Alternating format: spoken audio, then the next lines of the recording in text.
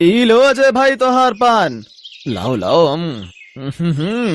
जो स्वाद तुम्हारे पान में है ना बिरजू, कसम से वो बात किसी और के पान में है ही नहीं। उधर दूसरी तरफ सुमित्रा सुबह से कुटकुलाहट किए जा रही थी। सोचा था बहू घर में आएगी तो मुझे थोड़ा आराम मिलेगा।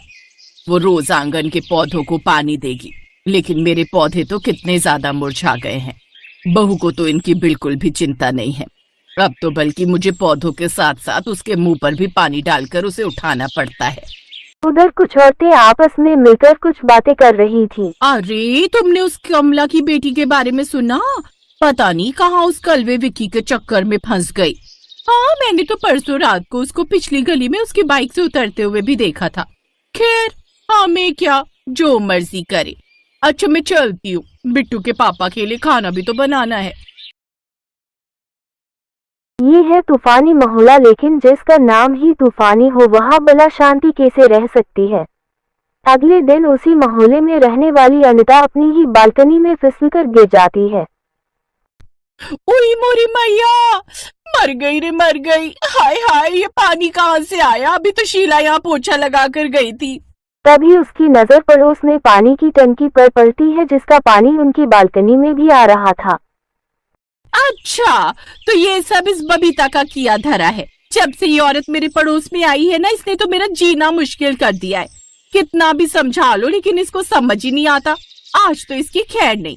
अनिता अपने पड़ोसन के घर जाती है। बबीता, ओ बबीता, दरवाजा खोल। बबीता दरवाजा खोलकर बाहर आती है। क्या हुआ? गरम गरम आग के अंगारे खाकर आई हो क्या, जो इतना चिल्ला रही हो? चुप कर बबीता की बच्ची, और दिखा कहाँ है वो। अरे कौन, कहाँ है? सही कह रही हूँ मैं, तभी तो सुबह से मोटर ऑन करके उसे शाम तक चलाए रखती हो। तुम्हारी टंकी का पानी गिर गिर कर मेरी गैलरी में आने लगता है, जिसमें मैं फिसल कर गिर गई और मेरी कमर में चोट आ गई। इतनी मुश्किल से मेरी कमर का दर्द ठीक हुआ था, और आज तुम्हारी वजह से मैं गिर गई और मेरी कमर में फिर से दर्द शुरू हो गया। जब से तुम तूफान मोहल्ले में आई हो, तुमने मेरा जीना हराम कर दिया है। वो मेरी टंकी का पानी है, जहां मर्जी जाए, इससे तुम्हें क्या? अरे मेरी बला से वो नरक में जाए, मुझे क्या, लेकिन मेरी गैलरी में क्यों आ रहा है? अभी मैं तुम्हारे मकान मालिक से कहकर तुमसे एक घर ही खाली करवा देती हूँ। हा, बड़ी आई मुझे यहाँ से निकालने वाली। मैं भी देखती हूँ कौन हमसे घर खाली करवाता है। जो करना है कर ले। तभी उनके पति बाहर खड़े आपस में बातें कर रहे थे। ये औरतों को भी लड़ने झगड़ने के अलावा कोई काम नहीं है। बिल्कुल ठीक कह रहे हो। खैर हमें क्या, लड़ने दो इनको। चलो हम चलकर रामू की टपरी पर चाय पीते हैं। तूफान मोहल्ले का हाल ही कुछ ऐसा था। आए दिन वहाँ लोग छोटी छोटी बातों पे लड़ने लगते थे। हाँ, रहने दे तू गायत्री। मैं अच्छे से जानती हूँ, ये जो रोज रोज मेरी छत पर तेरे कपड़े गिरते हैं, उन्हीं को लेने के बहाने तू मेरे घर आती है ना, और साथ ही मेरे घर पर नजर रखने को भी मिल जाता है। हाँ, तू तो ऐसे बोल रही है जैसे तू तो किसी देश की प्रधानमंत्री है, और मुझे शौक है तेरे यहाँ क्या चल रहा है ये पता लगाने का। अरे हवा चल रही है, अब हवा पर भला किसका जोर चलता है?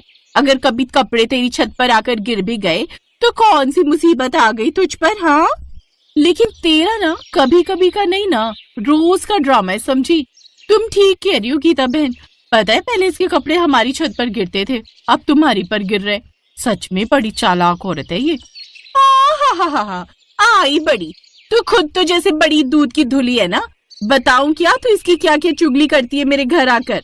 वो मुझे एक जरूरी काम याद आ गया, मैं बाद में आती हूँ। आग में घी डालने आई रमा अपना नाम आते ही वहाँ से भाग जाती है। वही एक घर में पति पत्नी की बहस चल रही थी। अरे एक सोने की चेन ही तो मांगी है तुमसे, कौन सा तुमसे ताजमहल मांग लिया? अरे तुमसे अच्छा तो पड़ोस की नीलम का पति है, जो हर 3 महीने में उसे सोने की कोई न कोई चीज दिलवाता रहता है। अरे तो उसका पति बिजनेसमैन है, उसका कपड़ों का खूब बड़ा कारोबार है। वो सोना तो क्या, उसे हीरा भी ला कर दे सकता है। और मैं ठहरा मामूली सी नौकरी करने वाला। तभी कहती थी अपने माँ बाप को किसी अच्छे लड़के से शादी करवा दो, लेकिन उन्होंने तो न जाने मुझे किस मुसीबत में डाल दिया। उस तूफानी मोहल्ले का यही हाल था। ऐसे ही एक दिन। क्या बात है रेशमा, तू मुझे देखकर यूं हंस क्यों रही है? मेरे मुंह पर कोई चुटकुला लिखा हुआ है क्या? चुटकुला नहीं लिखा, तेरी तो शक्ल देखकर ही हंसी आ जाती है। और वैसे भी तुझ जैसी मुंह वाली को देखने से अच्छा है कि मैं किसी गटर के नाली को देख लूं।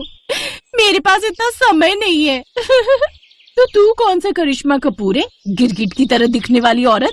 चल चल, जुबान संभाल कर बात कर, नहीं तो तेरी जुबान खींच लूंगी, समझी? चुड़ैल का और काम ही क्या होता है? तूने मुझे चुड़ैल कहा? अभी बताती हूँ तुझे। कोमल रेशमा के बाल पकड़कर खींचने लग जाती है और रेशमा भी कोमल के बाल जोर जोर से खींचने लग जाती है। वो दोनों लड़ाई करते करते सड़क पर आ जाती है, जिससे सड़क पर जाम लग जाता है। अरे कोई तो इन दोनों औरतों को समझाओ, इन दोनों ने तो पूरी की पूरी सड़क जाम करके रख दी है। लड़ाई झगड़ा मोहल्ले में ही करो, सड़कों पर नहीं। अरे ना भाई, ये मोहल्ले की औरतें ना बड़ी ही लड़ाकू होती हैं। इनके बीच पड़ना मतलब मुसीबत अपने गले में डाल लेना। ऐसे ही एक दिन मेरे पेट में बहुत दर्द हो रहा है। तुम घबराओ नहीं, मैं जल्दी से रिक्शा लेकर आता हूँ और तुम्हें अस्पताल लेकर जाता हूँ। अब अनुज जल्दी से रिक्शे वाले के पास जाता है, लेकिन उस दिन शहर में रिक्शे वालों की हड़ताल थी, जिस कारण कोई भी रिक्शे वाला जाने को तैयार नहीं था। तभी वहाँ रेशमा का पति तरुण आ जाता है। क्या बात है भाई साहब, आप इतना परेशान क्यों लग रहे हैं? कोमल के पेट में बहुत दर्द हो रहा था, कोई भी रिक्शे वाला चलने को तैयार नहीं है। आप घबराइए मत, भाभी को बाहर ले आइए, मैं जल्दी से अपनी गाड़ी निकालता हूँ। अनुज कोमल को लेने चला जाता है। उधर ये बात रेशमा को पता चलती है। वो दौड़कर कोमल के पास आती है। इनकी हालत तो बहुत ज्यादा खराब है, लेकिन आप घबराइए मत, वो गाड़ी निकाल रहे हैं, जल्दी चलिए, चलिए जल्दी कीजिए। वो लोग कोमल को लेकर हॉस्पिटल जाते हैं, जहाँ डॉक्टर उसे इंजेक्शन लगाकर दवाई देकर घर भेज देता है। आप लोगों का बहुत बहुत शुक्रिया। हमारी आपस में इतनी लड़ाई हुई है, लेकिन फिर भी आप हमारे इतने काम आए। भाई साहब, अब 4 बर्तन होंगे तो टकराएंगे ही, लेकिन इसका ये मतलब थोड़ी ना है कि हम एक दूसरे का साथ ही ना दे।